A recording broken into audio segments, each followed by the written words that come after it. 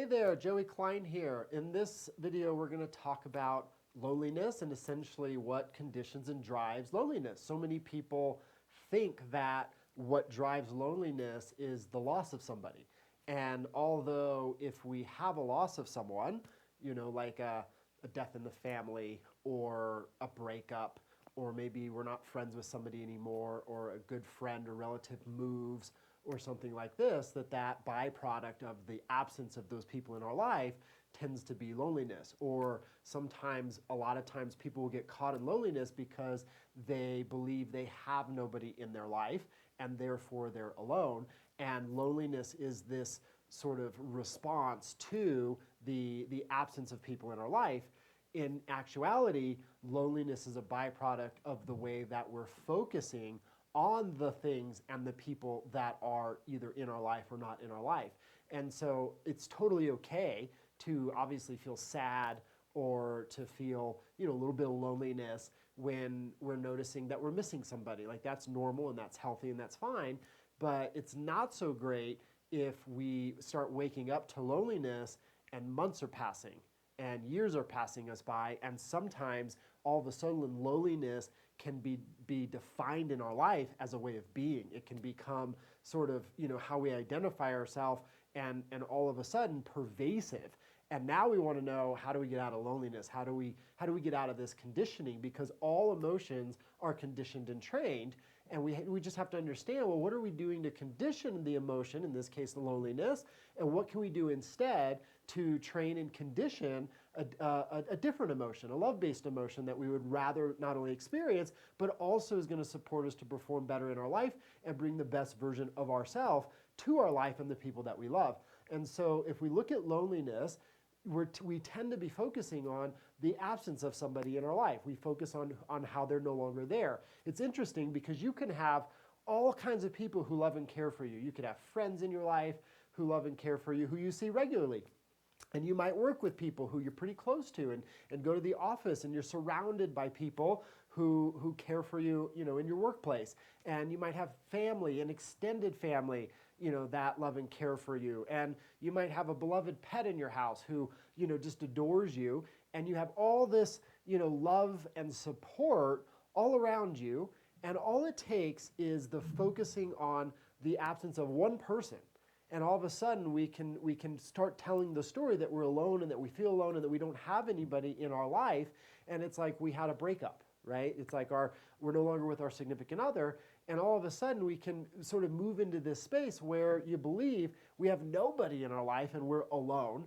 And we have all the support in the world, right? I'm sure you've had that experience before. We have all kinds of support, but it doesn't seem like you have any support. It doesn't seem like anybody's there because the absence of one person can just kind of gut punch you. And if we accidentally focus on and obsess about how this person's no longer in our life, it can seem like there's nobody there.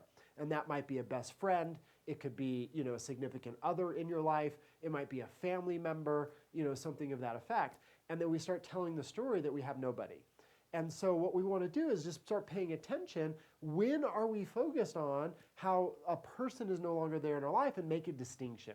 Hey, the relationship with so-and-so has changed, right? So it's like, let's say I have a breakup. Hey, my relationship with my significant other has changed and evolved. We're now becoming friends. We're now acquaintances. We're now moving into a new phase of our life. Focus on what the relationship has become instead of the absence of a relationship. And this can even work, when we're experiencing grief and a deep loss of somebody that we care about, like inside of a death or a transition, where we focus on the absence of a person.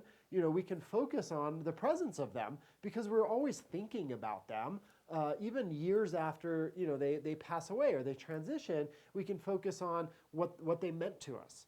And we're focused on the presence of something, or we're focused on what the person meant to us, or the great times that we shared, or the wisdom that we learned from them, the lessons we took away from engaging with them, or the newfound appreciation that we have for life because their transition reminded us that life is so special and sacred and can just transition so quickly. And so there's always the access to what's present for us if we can remember to focus on the presence, right? And so if we're focused on the presence, we're not lonely at all because we experience that presence. We experience the presence of love, of connection. We experience the presence of support of the people in our life, and we just have to remember to acknowledge those things. And so in the case where like one relationship transitions, we can acknowledge what that relationship has become, number one. What is the relationship to us now? What is it becoming, right? The transition into where we're going with the relationship, which is the focusing on a presence of something. And then we can also focus on and remind ourselves of all of the beauty and all the relationships that are still in our life, the friends that we have and the family and our acquaintances and our work buddies, right? Our work family, so to speak. And if we start paying attention, we have all these people in our life.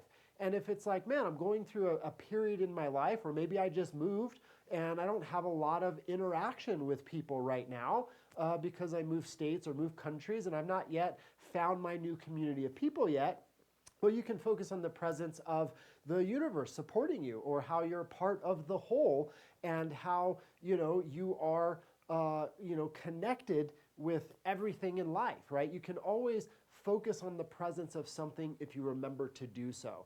And so when we're feeling lonely, it's not because we're necessarily alone per se, it's because we're focused on it and we got caught placing our attention on the idea of what we've lost or what's no longer there, or the absence of the person or people in our life. And so if we remember that and we take note of that, yeah, we can feel sad for a minute or maybe a few days. We can feel that loneliness. But then when we're ready to start training a sense of connection and feeling support and safe and joy, then what we want to do is you want to focus on the presence of the people in your life, who you have in your life, the support that is there in your life. And if we're willing to start putting our attention in that direction, we'll see that it's always there, right? We always have people around us. We always have support, even if it's a more, kind of universal sense, like the universe is supporting me and I'm supported by life. I'm alive. I exist, right? The air is supporting me. I'm breathing, right? The more you focus on how you're supported and the more you focus on what's available to you, the less you're gonna feel lonely or focus on the absence of things, and the more you're gonna feel the presence of things in your life, such as love, such as connection, such as safety, such as support. And so enjoy, take a few moments and just focus on who you have in your life and the support you do have there and the way those in your life are there for you.